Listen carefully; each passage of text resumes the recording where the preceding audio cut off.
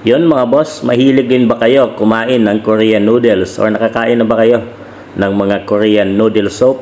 Dito sa Vietnam mga boss ay meron din silang sariling version ng kanilang sabaw. Ito ay Vietnamese noodle soup na kung sa atin naman sa version ng Pilipinas, ito yung soup number 5 mga boss, no?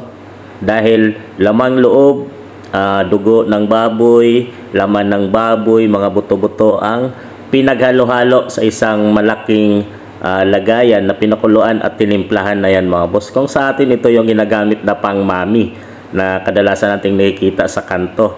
Mayroon din yan dito sa mga kanto ng Vietnam mga boss.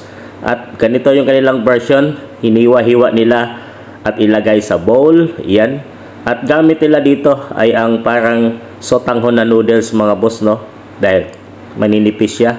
So binabanlawan muna nila at saka lalagyan uli ng sabaw. So yan mga boss. Tapos lalagyan ng fried garlic at onion leaves na mga naka-ready na. Lagyan ng paminta at saka i-serve ng napakainit. Kumukulo mga boss. Masarap pag galing ka sa bike. Nagaling kami nag-bike mga boss sa umaga at talagang sarap humigop ng sabaw. Ganito ang ginagawa namin dito mga boss.